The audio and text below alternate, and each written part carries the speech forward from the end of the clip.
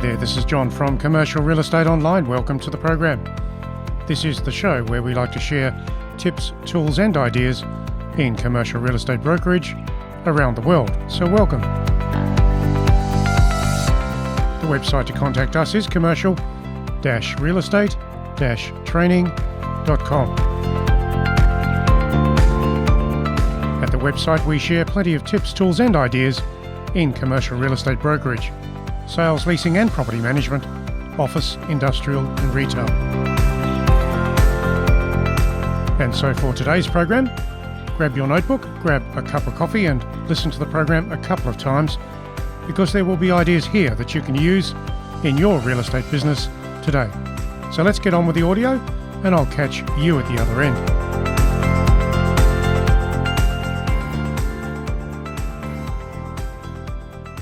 So what are some of the factors that you need to think about when it comes to clients in your property market? What is your focus when it comes to clients and how can you help them? So in commercial property sales and leasing, it's essential to understand the motivation of the client. What makes them tick? What is their investment priorities? If they're a business owner, what is their business priority when it comes to property? So the more that you know about the client, the more business you will create. In many circumstances, and particularly at the beginning of a client contact cycle, they won't tell you a lot about their property picture, their focus, their challenge. They won't be open and frank with you. So you have to ask lots of questions. A process of direct questioning and answer is the only way to get to the critical underlying motivations of the client, the prospect, be it a business owner or an investor. If the truth is hidden from you by the client, then you can, of course, walk away from the listing. It is your choice. You can also ask a lot more questions. And if they still don't tell you the truth, well, then you have some options. But you can always walk away. So if that is the case, let some other agent make poor choices and suffer the consequences of a low-grade or manipulative client. And there's plenty of those out there. Ultimately, as the agent, you need to be very professional, directing, strategic when it comes to taking on listings, working with clients, and marketing anything that you list. Of course, today the property market is challenging enough without worrying about what the client does not want to tell you. And if they don't want to tell you certain things, they probably don't trust you. And why is that? Is there an underlying threat to their property ownership or property sale or lease? If that is the case, you've got to find that, because that can impact your ongoing listing integrity.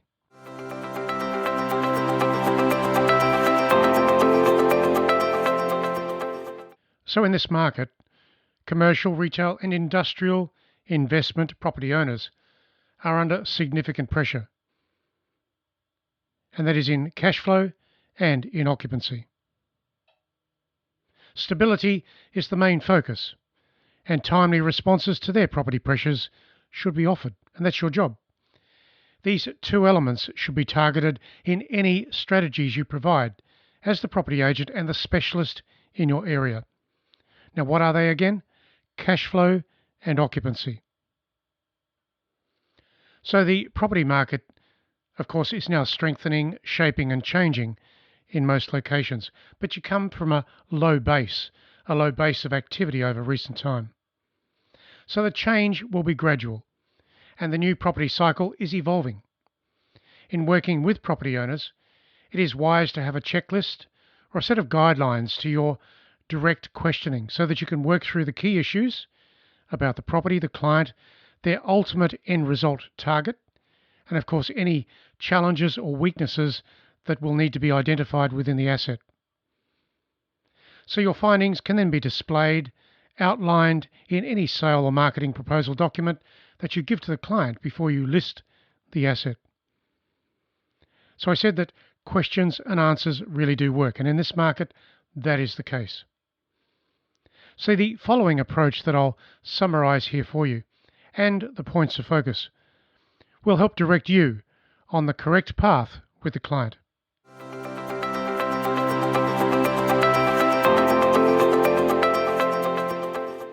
Number one. So what is the property owner's primary motivation in the sale? Are they under some financial pressure, or do they need to create change within their investment portfolio or property groups? And for what reason?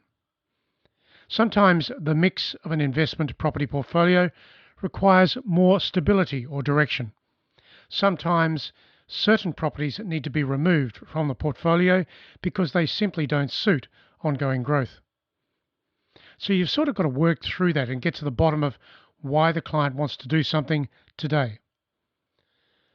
So whilst diversification is a great strategy to spread the risk for a property owner, the thing is, diversification changes the balance of a portfolio's potential for any particular faster growth. So understand what the property owns today, the property they are talking to you about, but also ask questions about the other properties that they may own, because there are things there that you can help with in the balance of the portfolio over time. It's not all about one deal. It's not all about the client's challenge today. It's about the balance for the future, and you can work with that. So let's go to number two. What does the client ultimately want to do in bringing their property to the market today? Their motivation could be to obtain cash, remove risk, or invest elsewhere. And if they are a business owner, then there'll be all sorts of other business-related priorities in changing property. So clarification on this issue is so essential, and that will allow you to focus on the real solutions required for the listing, for the property, for the client. And of course, when you get to the bottom of all of that, you can feature that in your proposal quite specifically. And I have mentioned in other programs the fact that you can build a question and answer focus into your document, your proposal document. When you do that, the client actually understands that you really understand their position, their targets, and you have a real solution. Number three. Is there a critical time frame to transact the sale, the listing, the outcome, the settlement? In most property markets, the time frame to transact the deal is at least 6 weeks in commercial real estate, industrial and retail. When the market is under pressure and times are more complicated, the property promotion could take between 3 to 6 months or even 12 months. That's where strategy is so important, and that is where the agent choice is critical. And of course, you want to be the agent of choice, but you also have to have the strategic approach to bring about the best result for the client with their property. You've got to put both of those things together. The vendor to the property also needs to accept a timeline from the earliest stages of listing to the end result that you can see. And of course, you'll need to crystallize the vision of the outcome for the client. You'll give them a target market so they can see that target market that you are going to approach. And then you'll show them the timeline, the approach, the stages of the timeline to get the end result. Now, any property that takes longer than 6 months to sell will likely have an underlying problem, or it will be very special. And maybe it's a very limited buyer's market. So you've got to understand it for what it is. If a property has not sold after being on the market for some time, it's better to take it off the market and promote it confidentially and directly rather than openly, to prevent it from being stale. A new marketing campaign can be constructed at a later time and to a different target market. Maybe you just didn't have the target market set for the property. Maybe the target market was not ready to accept a property of that type today. You just have to work through the pressures, the changes, the indicators, the buyers, and match all of that back into the client with their property. That's where you are, the strategist, and you should be so. Number 4. Is there a financial problem or target or hurdle that must be addressed in the sale? Financial limitations are pretty standard, of course. But is there a financial problem or target that you can see, you can crystallize, you understand then that the client is under some pressure financially? Of course, time and price are critical elements to a property promotion anyway.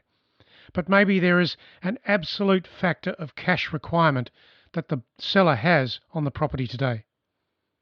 So get to know those things, ask questions, probe, go deeper, go into issues, around issues, down into issues. You'll find the real motivation. It's called a Freudian slip. A Freudian slip is a factor of psychology. And when you ask enough questions, and that's what the Freudian slip means, you ask enough questions, you will get the facts that you want. Let's go to number 5. What rents are being asked for the tenants in the property today? And that would be applicable, of course, if it is an investment property. Are those rents realistic? And will they impact the target market or the interested buyers? Property leases and rental structures will affect the sale process, usually, because they are supported by lease documentation. That says you will need to review all of the leases and the structures behind that. Any weaknesses in the leases of occupancy therefore need to be resolved prior to the sale. It is pretty common to renegotiate leases and solve any weak tenancies before the sale. In other words, the deal is a strategic process. The sale is a strategic process. You are the person behind that. You provide that strategy through your services, your marketing efforts, your specific target market, and your particular program of marketing online and also offline. And today, as an agent, when you have exclusivity, you should be a direct marketer in part of what you do for every listing. So let's go into item number 6. What is the property owner's relationship to the tenants like in that property you're going to sell? And will that impact the sale? It very well could. You can expect that some buyers will go to the property when you are not around and ask the tenants what they think about the asset. In other words, the potential buyers will get information that you may not be able to control. So understand if the tenants have a problem with the owner, the landlord, because that can frustrate your sale momentum. As I said, it's interesting to note that the potential buyer will generally ask questions of the tenants before considering a final purchase. The buyer will know that the tenants can offer valuable information and history regards the property as well. So number 7, does the owner really understand the commercial property market or industrial or retail, the trends and the recent sale activity and prices in the area? There is no point in proceeding into a new proposal and property sale promotion based on the current market trends unless the client fully understands and accepts the status and stability of the current market. Whatever the market is doing, the client has to know that, and you'll need some tools, some evidence, some examples, some photographs to show the client what's going on within the property type, within that location. Give full details of the regional sales and the leasing activity of the last 12 months. Talk about the property type, the turnover, the timelines, the supply and the demand. Number 8. Is the owner a corporate business, a business identity? And does that affect the decision processes or the delay within the sale? Because a business may have certain hurdles to consider before selling, vacating, moving, expanding, whatever it is. So when you're dealing with a corporate, go deep into their business focus for property change or buying or selling and understand how that decision facility will work based around time. Some businesses are very seasonal. Seasonal in the sense that they can only make a property change, acquisition, expansion or contraction at certain times of the year. And that is particularly the case if they are a manufacturing business or they base their business around raw material supply, that sort of thing. So corporate property owners and large private companies invariably have several people or a board of directors as well that will deal with a property solution and decision. So you may be dealing with one person backed up by 4 or 5 people. And at the end of the day, whenever you meet with them, it'll be the board of directors. So the whole process can take days or weeks, and delay the decision process when it comes down to a listing, marketing, deal creation, deal solution, acceptance of the deal, the contract, whatever it is. At the earliest stages of listing and property promotion, understand how many decisions are made by how many people. What is the decision facility? Get the client to agree to some process which will fast track any decisions that you need. Property buyers do not hang around forever. They may not accept the delays of a corporate vendor in making some decision regards that property. So go deep. Get some solution in place so that you can get an answer very quickly when it comes to a sale. And of course, when there is an abundance of listings available, buyers will move to other properties and make offers elsewhere quite easily. So let's go into item number 9. Who are the owners, property attorneys and accountants? And how will they get involved in the processes of negotiation and sale? The advisors to the client should be identified. That's your job. And their role should be understood because it will impact your deal, like it or not. Find out who they are so that you can work with them in any sale decision or listing activity. And of course, all the appropriate documentary processes. Sometimes a property owner's solicitor or an accountant can be a real hurdle to work with.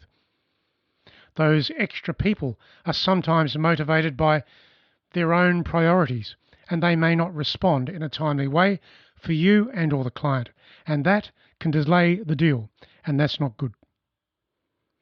Let's go to item number 10. Who is the owner's financier? And what are the obligations or the mechanisms around discharging the mortgage on the asset? Will that discharge be fast or slow when it comes to getting that settlement underway? The property owner should be able to assist in this by asking the questions of their financier regards the settlement, the discharge of the mortgage, the timeliness of getting a settlement. Of course, ensure that you know how much money is involved when it comes to discharging the mortgage, because that could also impact your price. Number 11. Is the owner of the property a repeat buyer or seller of any other property?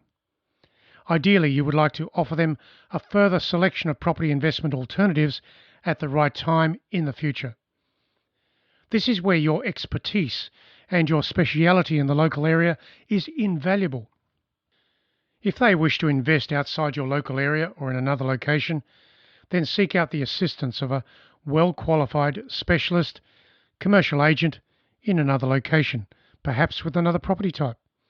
There's nothing wrong with working in conjunction if you really don't have the stock in the other location. So the final point here is number 12. Does that particular property owner, the client that you're working with, the prospect, do they own anything else currently elsewhere?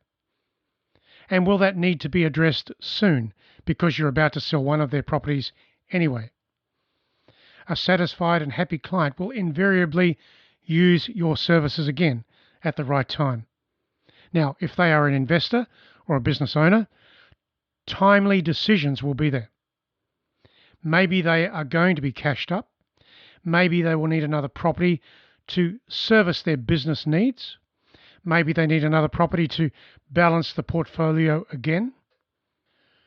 One of the most significant advantages of being a commercial real estate agent is that your clients, as investors, will frequently transact new property activity. Now, many real estate agency salespeople will be on the lookout for investments of a particular type for some of their clients. But some salespeople just forget the process. They don't ask enough questions. They don't have a VIP list of clients that they look around for within the market all the time. If you get this right, it creates an off-market deal that's not publicized openly, but it is transacted. And that's what you want, getting the deals before the other agent finds them.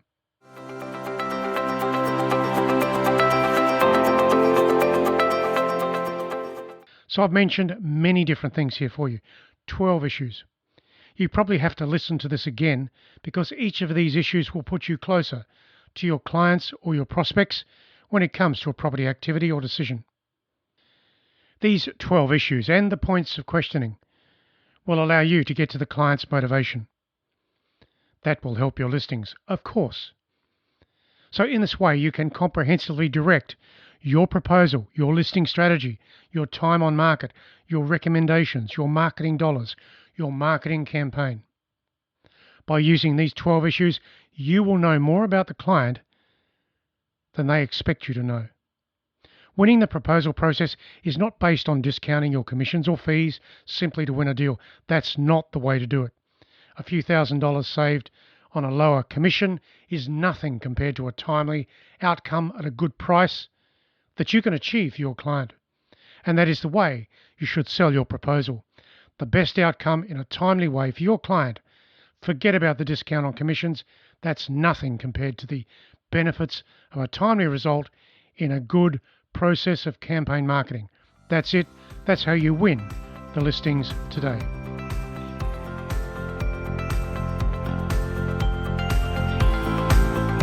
And so that is the program for you today. Plenty of ideas there that you can implement in your real estate business. It is an amazing industry. You can do many different things and grow your market through specifically focusing on the right activities each and every day. Consistency is the way to achieve brokerage growth over time. So don't forget to visit our website, which is commercial-realestate-training.com, and I'll catch you there with more ideas in brokerage around the world. This is John signing off for now. I'll catch you again very soon online. Catch you soon.